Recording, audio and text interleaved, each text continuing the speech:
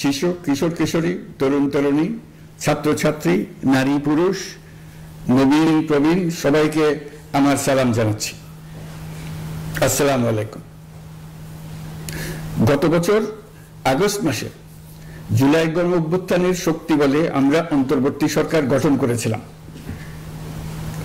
এরপর আমরা এখন আমাদের মেয়াদে একটি অত্যন্ত গুরুত্বপূর্ণ সন্ধিক্ষণে উপনীত হয়েছি। সাউথ টাউনে হোক আপনার স্বপ্নের আবাসন, শতভাগ রেডি প্লট, সাথে সাথেই সাফ কাবলা রেজিস্ট্রি। আমাদের সরকারের উপর ন্যস্ত দায়িত্ব ছিল মূলত তিনটি: হত্যাকাণ্ডের বিচার করা, একটি জবাবদিহিমূলক ও কার্যকর গণতান্ত্রিক ব্যবস্থায় উত্তরণের জন্য প্রয়োজনীয় সংস্কারের আয়োজন করা এবং সুষ্ঠু নির্বাচনের মাধ্যমে নির্বাচিত সরকারের কাছে ক্ষমতা হস্তান্তর করা। আমরা জুলাই গণ অভ্যুত্থানকালে তৎকালীন ফ্যাসিস্ট সরকারের নির্দেশে সংগঠিত হত্যাকাণ্ডের বিচার কাজ এগিয়ে নিয়ে যাচ্ছি। এই বিচারের উদ্দেশ্যে গঠিত আন্তর্জাতিক অপরাধ ট্রাইব্যুনাল তাদের প্রথম রায় শীঘ্রই দিতে যাচ্ছে। ট্রাইব্যুনালে আরো কয়েকটি মামলার বিচার চূড়ান্ত পর্যায়ে রয়েছে। সাধারণ ফৌজদারি আদালতগুলোতেও জুলাই হত্যাকাণ্ড সম্পর্কিত কিছু বিচার কাজ শুরু হয়েছে। আমরা একই সাথে দেশের ইতিহাসে প্রথমবারের মতো গুমের মতো নৃশংস অপরাধের বিচার কাজ শুরু করেছি। আমি আনন্দের সঙ্গে আপনাদের জানাতে চাই যে সংস্কারের ক্ষেত্রেও আমরা ব্যাপক অগ্রগতি অর্জন করেছি। অন্তর্বর্তী সরকার নিজ উদ্যোগে বা বিভিন্ন সংস্কার কমিশনের প্রস্তাবের ভিত্তিতে অনেক গুরুত্বপূর্ণ সংস্কারের কাজ সম্পন্ন করেছে। কিছু প্রস্তাবিত সংস্কারের কাজ এখনো চলমান আছে। অধ্যাদেশের মাধ্যমে বা বিদ্যমান আইন সংশোধন করে বিচার বিভাগের স্বাধীনতা, বিচার ব্যবস্থাপনা, আর্থিক খাতে স্বচ্ছতা, প্রাতিষ্ঠানিক সক্ষমতা বৃদ্ধি, ডিজিটালাইজেশন সম্প্রসারণ ও দুর্নীতি প্রতিরোধে বিভিন্ন সংস্কার সম্পন্ন করা হয়েছে। ভবিষ্যতে সুশাসনের জন্য এসব সংস্কার বড় ভূমিকা রাখবে বলে আমরা মনে করি। আশা করি আগামী নির্বাচিত সরকার সংসদে আলাপ আলোচনার মাধ্যমে এইসব সংস্কার গ্রহণ করবে। আমাদের আরেকটি গুরু দায়িত্ব হচ্ছে সুষ্ঠু নির্বাচন অনুষ্ঠান। আমি ঘোষণা করেছি যে আগামী ফেব্রুয়ারির প্রথমার্ধে জাতীয় সংসদ নির্বাচন অনুষ্ঠিত হতে যাচ্ছে। এই নির্বাচন উৎসব মুখর, অংশগ্রহণমূলক ও সুষ্ঠুভাবে অনুষ্ঠানের জন্য আমরা সব প্রস্তুতি গ্রহণ করছি। আমাদের উপর অর্পিত দায়িত্ব আমরা সঠিকভাবে পালন করার জন্য সর্বাত্মক চেষ্টা করে যাচ্ছি। প্রিয় দেশবাসী, রাষ্ট্র কাঠামো সংস্কারের প্রস্তাব তৈরির লক্ষ্যে জাতীয় ঐকমত্য কমিশন নিরলসভাবে গত প্রায় 9 মাস ধরে কাজ করেছে। এই সময় কমিশন জুলাই গণ অভ্যুত্থানে অংশগ্রহণকারী রাজনৈতিক দলের প্রতিনিধিদের সঙ্গে দীর্ঘ আলাপ আলোচনা করেছে। অত্যন্ত সৌহার্দ্যপূর্ণ পরিবেশে ধৈর্য সহকারে রাজনৈতিক দলগুলো কমিশন কর্তৃক উত্থাপিত বিভিন্ন সংস্কার প্রস্তাব নিয়ে যুক্তিতর্ক উপস্থাপন করেছেন। মতের পার্থক্য থাকলেও তা কমিয়ে আনার চেষ্টা করেছেন। অনেক বিষয়ে ঐকমত্যে আসতে পেরেছেন। দেশবাসী সরাসরি সম্প্রচারের মাধ্যমে এই পুরো কার্যক্রম দেখতে পেরেছেন। এটি বাংলাদেশের রাজনীতির ক্ষেত্রে তো বটেই, পৃথিবীর অনেক দেশের জন্য এক অভূতপূর্ব ঘটনা। এটি ভবিষ্যৎ রাজনীতির জন্য আশাব্যঞ্জক।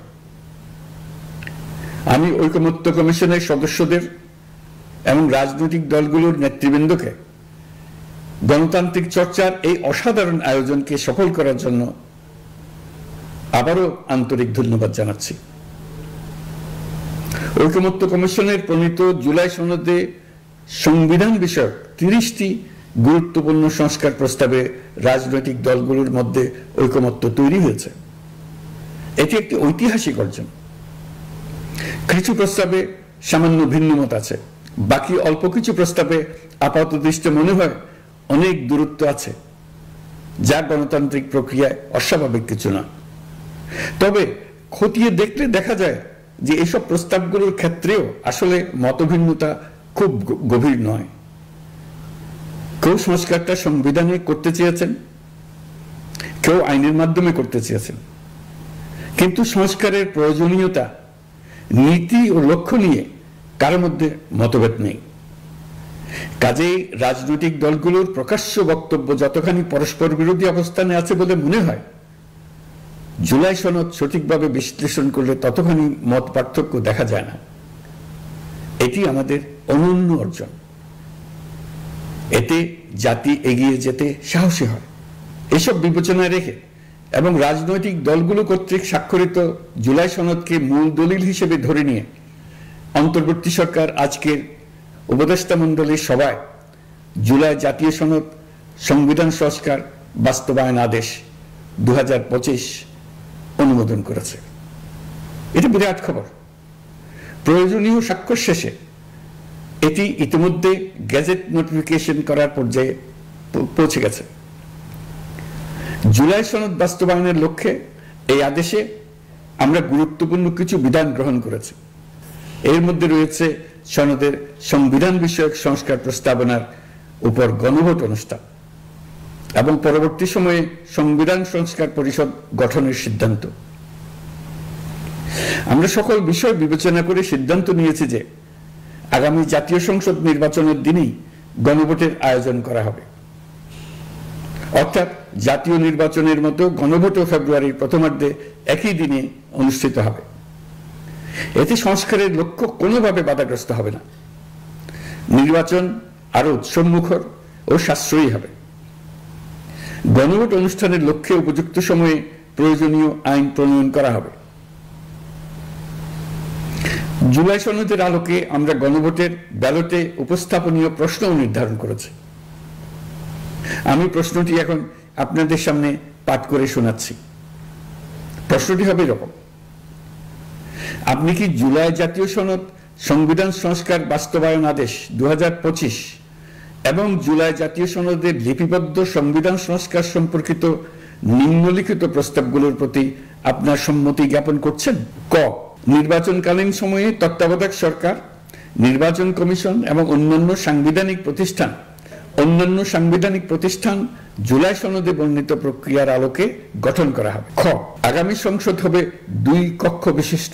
জাতীয় সংসদ নির্বাচনে দলগুলোর প্রাপ্ত ভোটের অনুপাতে 100 জন সদস্য বিশিষ্ট একটি উচ্চ কক্ষ গঠিত হবে এবং সংবিধান সংশোধন করতে হলে উচ্চ কক্ষের সংখ্যাগরিষ্ঠ সদস্যের অনুমোদন দরকার হবে।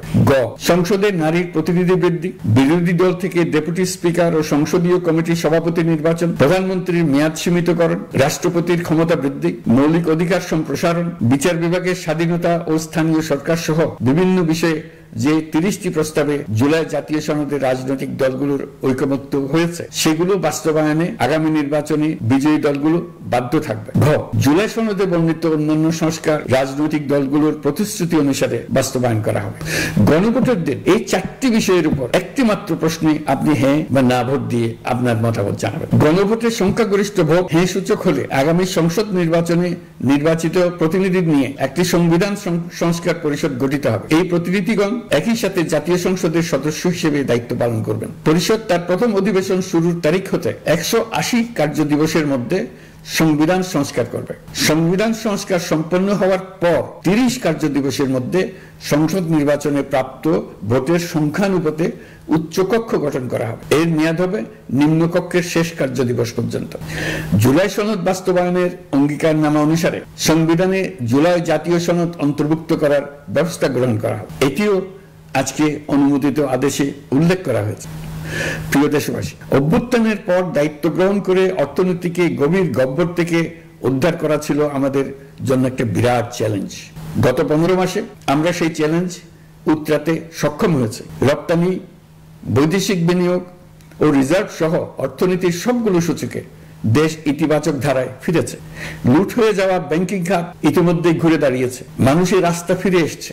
ব্যাংকিং খাতকে আরো শক্তিশালী করতে নানামুখী পদক্ষেপ চলমান রয়েছে। অভ্যুত্থান পরবর্তী সময়ে বিভিন্ন দেশের বৈদেশিক বিনিয়োগ হ্রাস পেলেও বাংলাদেশে গণ অভ্যুত্থান পরবর্তী প্রথম বছরে বৈদেশিক প্রত্যক্ষ বিনিয়োগ অর্থাৎ FDI 19.13% বৃদ্ধি পেয়েছে। এটি বৈশ্বিক প্রবণতার বিপরীতে এক অনন্য অর্থনৈতিক দৃষ্টান্ত স্থাপন করেছে। আগামী সপ্তাহে ডেনমার্ক ভিত্তিক মার্কস গ্রুপের মালিকানাধীন এপিএম টার্মিনালস বিভি এর সঙ্গে লালদিয়া কন্টেইনার টার্মিনাল প্রকল্পে 30 বছরের কনসেশন চুক্তি স্বাক্ষর হতে যাচ্ছে। এই চুক্তির আওতায় ইউরোপীয় এই কোম্পানি 550 মিলিয়ন মার্কিন ডলার বিনিয়োগ করবে। এটি এই যাবৎকালে বাংলাদেশে ইউরোপের সর্বোচ্চ একক বিনিয়োগ। লালদিয়া হবে দেশের প্রথম বিশ্বমানের গ্রিন পোর্ট।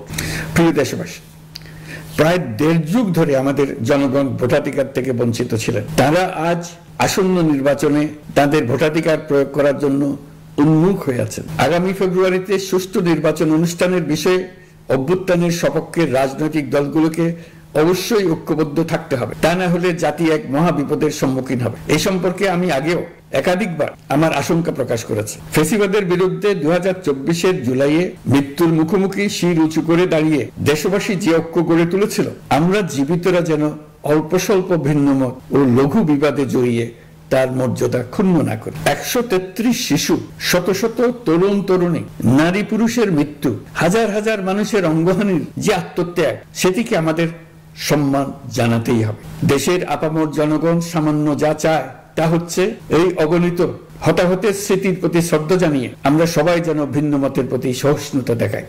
দলীয় স্বার্থ অতিক্রম করে সম্মিলিত আকাঙ্ক্ষা ও জাতীয় চাওয়াকে ঊর্ধ্বে তুলে ধরি। তাই আমি আশা করি আমাদের এই সিদ্ধান্ত জাতির বৃহত্তর স্বার্থে রাজনৈতিক দলগুলো মেনে নেবে।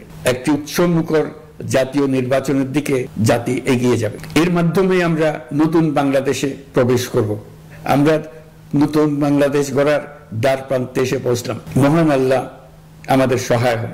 আমাদের আশা মহান আল্লাহ পূরণ করুন। আল্লাহ হাফেজ। সবাইকে ধন্যবাদ।